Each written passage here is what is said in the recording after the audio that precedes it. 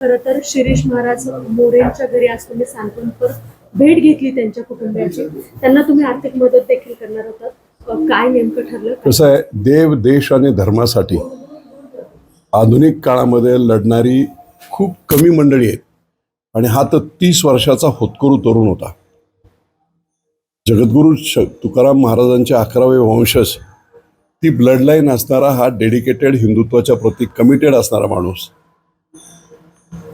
काही अडचणीमुळे इतक्या कमी वयामध्ये त्यांना जावं लागलं आणि जाताना त्यांनी 4 चिठ्ठ्या ज्या लिहिल्या होत्या, त्यातली एक महत्त्वाची चिठ्ठी की ज्या समाजासाठी मी काम केलं आहे, ज्या समाजासाठी मी 30व्या वर्षापर्यंत घरदार सोडून मी फिरत होतो, जनजागृती करत होतो, त्या समाजानेच मला, माझ्या कुटुंबाला सहकार्य करावं, त्यांची काळजी घ्यावी, हे एका चिठ्ठीत लिहिलं होतं.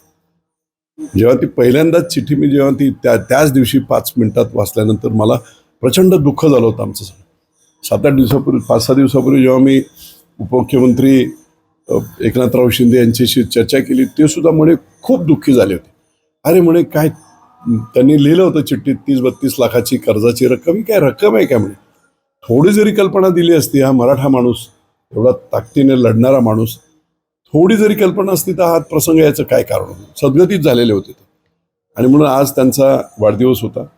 विनम्रतेने, समाजाचे लोक होत आम्ही, वारकरी पंथातले लोक होत आम्ही, आमचं कर्तव्य म्हणून, नैतिकता म्हणून, कुठचे उपकार नाही, नैतिकता म्हणून त्यांच्या आत्म्यास शांती लागावी, त्यांनी तो शब्द लिहिला होता की समाजाने पुढे यावं माझ्यासाठी. तेवढं एक वाक्य ते लक्षात ठेवून विनम्रपणे सकाळी भाईंनी, उपमुख्यमंत्र्यांशी चर्चा झाली, त्यांनी सगळं मला सांगितलं की तू जाऊन त्यांच्या घरी विनम्रतेने अर्पण कर.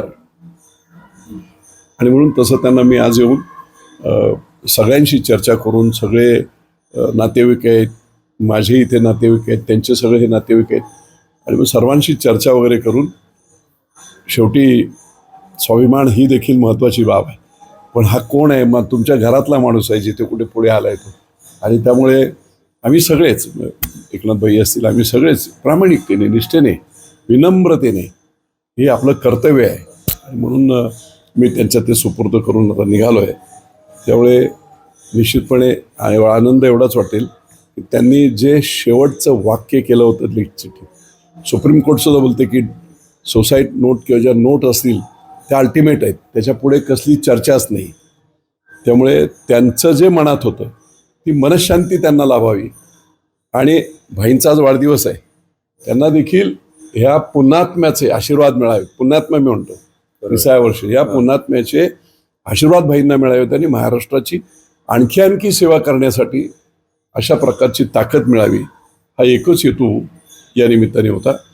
मी आता सर्व हे करून इथून निघतोय आता. खरं तर ही घटना जी घडली ती फारच दुर्दैवी होती. अतिशय तरुण हा जो युवक होता त्यांनी आत्महत्या केली. मात्र महाराष्ट्रातील इतर देखील असे अनेक तरुण आहेत की ते या मार्गावरती आहेत किंवा डिप्रेशनमध्ये आहेत. त्यांच्यासाठी काय सांगायचं? नाही, सरसकट असं नाही बोलता येणार. एक लक्षात घ्या, मगाशी मी सांगितलं की करेज, टार्गेट, लक्ष असेल तर निश्चितपणे. पण महाराजांचं लक्ष काय होतं? महाराजांचं लक्ष हिंदूंना जागृत करणे होतं. लोकसभेच्या वेळेस काय परिस्थिती झाली आपल्या सगळ्यांना माहीत आहे. आणि त्याच्यानंतर ही तरुण मुलं अशी पेटून उठली आणि स्वतःच्या घरी सुद्धा थांबले नाहीत. मला जी माहिती मिळाली 3 वर्ष तर कोल्हापूरला होते. 170 विधानसभा मतदारसंघात जाऊन कुणी पाहिलं नाही यांना काय खर्च आहे, जाणं येणं काय काय नाही.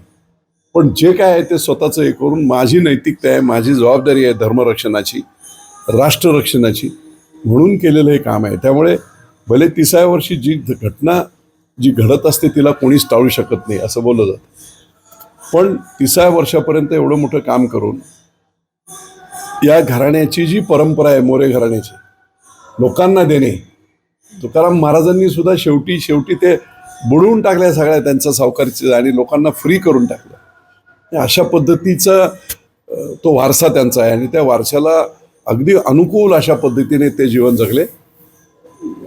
नको व्हायला पाहिजे होतं, परंतु काही गोष्टी पराधीन आहे जगती पुत्र मानवाचं बोलतात ना, तसं काही गोष्टी अटळ असतात, त्या नियतेच्याच हातात असतात. आपण फक्त सामोरे जाणे असते. पण मी एकच सांगतो की वयाच्या 30व्या वर्षी याला सुद्धा करेज लागतं की सगळ्या लोकांना समजावून सगळ्यांना हे करून. मला जमत नाही आहे काही गोष्टी, त्याच त्यांनी जर अगोदर बोलल्या असत्या तर काहीच प्रश्न आले नसते. पण घडतो तो माणूस आणि घडविते ती नियती घडवीत असते. काही ना काहीतरी त्याच्यातून सुद्धा प्रेरणा निश्चितपणे मिळत असते.